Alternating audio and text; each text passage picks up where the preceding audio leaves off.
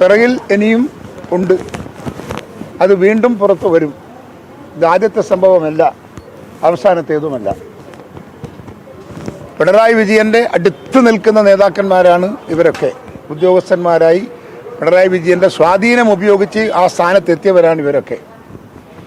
സ്വാഭാവികമായും ഈ ഒരു കൊള്ളക്ക് ഒരു പിണറായി ടച്ച് ഉണ്ട്. എന്തു പറഞ്ഞാലും അതാർക്കും നിഷേധിക്കാനൊന്നും കഴിയില്ല. ഇതുവരെ കേരളത്തിലെ ഇത്രയും ഒരു ദേവാലയത്തിലെ സ്വർണം കടത്തി കൊണ്ടുപോവുക, കൊള്ളയടിക്കുക എന്ന് പറയുന്നത് ഒരുപക്ഷെ എൻ്റെ ഓർമ്മയിൽ ഇതാദ്യത്തേതാണെന്നാണ് എനിക്ക് തോന്നുന്നത്. ഇത്രയും നെറികെട്ട കൊള്ള. എന്നിട്ട് ഞാൻ ചോദിക്കുന്നു, പിണറായി വിജയൻ്റെ സർക്കാർ എന്തെങ്കിലും ചെയ്തോ? ഈ കൊള്ള മുഴുവൻ നടന്നിട്ടും ഇവിടുത്തെ ലോക്കൽ പോലീസിനെ കൊണ്ട് അന്വേഷിപ്പിച്ചോ അല്ലെ വിജിലൻസിനെ കൊണ്ട് അന്വേഷിപ്പിച്ചിട്ടോ പിണറായി വിജയൻ്റെ സർക്കാരോ എന്തിനെങ്കിലും എതിരായോ നടപടി സ്വീകരിക്കാൻ തയ്യാറായോ? ഹൈക്കോടതി വേണ്ടി വന്നു. ഹൈക്കോടതിയുടെ ഇൻവെസ്റ്റിഗേഷൻ, ഹൈക്കോടതിയുടെ റിപ്പോർട്ടിംഗ്, ഹൈക്കോടതിയുടെ ഡയറക്ഷൻ, അതിൻ്റെ അടിസ്ഥാനത്തിലല്ല ഈ അന്വേഷണം നടന്നതെങ്കിൽ ഒരിക്കലും പത്മകുമാർ അറസ്റ്റ് ചെയ്യപ്പെടില്ല. അതൊക്കെ വഴിമാറിപ്പോകും. ഇതിൻ്റെ അകത്ത് എല്ലാ ആളുകൾക്കും പങ്കുണ്ടെന്നാണ് ഞാൻ വിശ്വസിക്കുന്നത്. പിണറായി വിജയൻ്റെ ടച്ച് ഉണ്ട് എന്ന് പറഞ്ഞത് ഞാൻ തമാശക്ക് പറഞ്ഞതല്ല. ഇതിൻ്റെ അകത്ത് വിഹിതം പിണറായി വിജയനും പോയിട്ടുണ്ടെന്നില്ലെങ്കിൽ ഉറപ്പാണ്. അങ്ങനെ ഒരു ഉറപ്പില്ല എങ്കിൽ, മുഖ്യമന്ത്രി എന്നെ രക്ഷിക്കും എന്ന ഒരു വിശ്വാസമില്ല എങ്കിൽ പത്മകുമാർ ഈ അക്രമത്തിന് മുതിരുമോ? മുതിരാൻ സാധിക്കുമോ? ഒരു മുഖ്യമന്ത്രിയുടെ പിൻബലം, നേരത്തെ അദ്ദേഹത്തോടൊപ്പം നിർത്തിയതൊക്കെ എല്ലാവർക്കും അറിയാം, അദ്ദേഹമായിട്ടുള്ള ബന്ധം അറിയാം. അതുകൊണ്ട് തന്നെ പത്മകുമാറിനെ ഇത് നടത്താൻ പ്രേരിപ്പിച്ചത് പിണറായി വിജയൻ്റെ ബന്ധവും പിണറായി വിജയൻ്റെ ഉറപ്പുമാണ് എന്ന് ഞാൻ വിശ്വസിക്കുന്നു.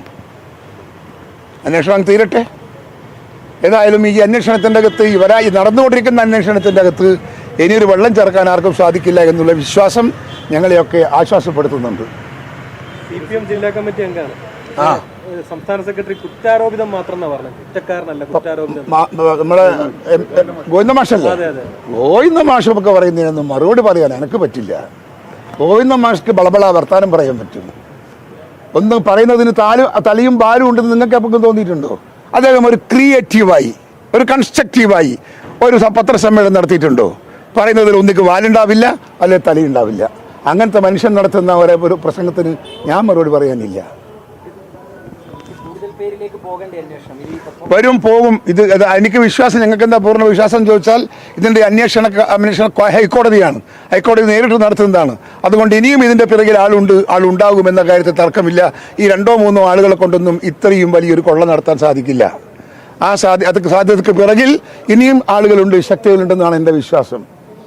ഇദ്ദേഹം ഇതിൻ്റെ ദേവസ്വം ഇതിൻ്റെ പ്രസിഡൻ്റായിരിക്കുമ്പോഴാണ് നമ്മളെ ശബരിമലയിലെ സ്ത്രീകളുടെ പ്രവേശനത്തെക്കുറിച്ചുള്ള പ്രശ്നം നടന്നത്. ആ പ്രശ്നത്തിനകത്ത് അദ്ദേഹം വന്ന് പറഞ്ഞത് നാണം കെട്ട നെറികെട്ടകൽ, സാമൂഹ്യ വീക്ഷണമില്ലാത്ത ഒരു പദപ്രയോഗങ്ങളാണ്. ആ പദപ്രയോഗത്തിലേക്ക് ഞാൻ പോകുന്നില്ല. അതിനെതിരെയായിരുന്നു ഞാൻ സമരം നയിച്ചത്. ശബരിമല യാത്രയ്ക്ക് വനിതകളുടെ പ്രവേശനത്തിനെതിരായി ഞാൻ ജാഥ നടത്തിയിട്ടുണ്ട്. ഞങ്ങൾക്കൊക്കെ ഒരു വിശ്വാസമുണ്ട്, ദൈവവിശ്വാസമുണ്ട്. ആ ദൈവവിശ്വാസത്തോട് നീതി പുലർത്താൻ വേണ്ടിയാണ് ഞാനിന്ന് സമരം നടത്തിയത്. അതുകൊണ്ട് ഇതിൻ്റെ അകത്ത് നടക്കുന്ന ഈ കൊള്ള പിണറായി വിജയന് കൊള്ള നടത്തിക്കൊണ്ടിരിക്കണമെന്നാണ്. ഏതിലാ കൊള്ളയില്ലാത്തത്? ഇനി ഇത് മാത്രമാണോ? ഇത് മാത്രം ഞാൻ പ്രശ്നിച്ചിട്ട് എന്താ കാര്യം? ഏതിലാ കൊള്ളയില്ലാത്തത്? ഈ കേരളത്തിൽ സാമ്പത്തിക ഇടപാട് നടക്കുന്ന ഏത് സംഭവത്തിലാണ് പിണറായി വിജയനും CPM-നും പങ്കില്ലാത്തത്, ഷെയർ കിട്ടാത്തത്? പറയും, നിങ്ങൾ പറഞ്ഞോ, അന്വേഷിച്ചിട്ട് പറ. ഞാൻ വെല്ലുവിളിക്കുന്നു. ഇന്ന സ്ഥാപനത്തിൻ്റെ അകത്തൊന്നും CPM ഒന്നും വാങ്ങിയിട്ടില്ല, അല്ലെ ഇന്ന വികസന പ്രവർത്തനത്തിൻ്റെ അകത്ത് ഞങ്ങൾ 5 പൈസ വാങ്ങിയിട്ടില്ല എന്ന് പറയാൻ, നെഞ്ചത്ത് കൈവച്ച് പറയാൻ ഈ രാജ്യത്തെ CPM-ൻ്റെ ഏതെങ്കിലും നേതാക്കന്മാർക്ക് സാധിക്കുമോ? കറപ്ഷൻ CPM-ൻ്റെ ഒരു അജണ്ടയാക്കി മാറിയിരിക്കുന്നു. അതിൻ്റെ പിറകിൽ നിൽക്കുന്നത് കറപ്ഷൻ നടത്തുന്ന മുഖ്യമന്ത്രിയുടെ പ്രേരണയാണ്. മുഖ്യമന്ത്രിയെ കണ്ടാൽ നമ്മൾ മുഖ്യമന്ത്രിയാണ് ആകെ ഭയപ്പെടേണ്ട ആൾ. ആ മുഖ്യമന്ത്രി തന്നെ കൊള്ള നടത്താൻ നിന്നാൽ പിന്നെ ഈ രാജ്യത്ത് വീക്ഷിക്കുക. ഇവിടെ ഇപ്പോൾ ഹൈക്കോടതി ഉള്ളത് കൊണ്ട് ഇത് നടക്കുന്നു. പിണറായി വിജയനില്ലേ? എന്തുകൊണ്ട് പിണറായി വിജയനെ നടത്താൻ പറ്റിയില്ല? ഞാൻ അന്ന് സംഭവം നടന്നപ്പോൾ ഞാൻ പറഞ്ഞു, പോലീസിനെ ഇട്ടിട്ട് അന്വേഷിക്കണം, അടിയന്തരമായി അന്വേഷിക്കണം, പിന്നെ സീനിയർ മോസ്റ്റ് ഉദ്യോഗസ്ഥന്മാരെ വെക്കണം എന്നൊക്കെ പറഞ്ഞ് ഞാനെന്ന് പറഞ്ഞല്ലോ. ഒന്നും ചെയ്തിട്ടില്ല. ഞാൻ പറഞ്ഞുകൊണ്ട് ചെയ്യണമെന്നല്ല, ചെയ്യണ്ടേ? ആ സ്വർണം കൊണ്ടുപോയ മാർഗം, കൊണ്ടുപോയ വ്യക്തി എങ്ങനെ കൊള്ളയടിച്ചു, അവരെ പിടിക്കണ്ടേ, അവരെ ശിക്ഷിക്കണ്ടേ, ആ സ്വർണം തിരിച്ചു പിടിക്കണ്ടേ? അതൊരു സർക്കാരിൻ്റെ ബാധ്യതയല്ലേ? ആ ബാധ്യതയുടെ അകത്ത് 1% ബാധ്യത ഈ സംസ്ഥാന സർക്കാർ അതിനോട് നീതി പുലർത്തിയിട്ടുണ്ടോ? 1%. ഇത്രയേ ഉള്ളൂ.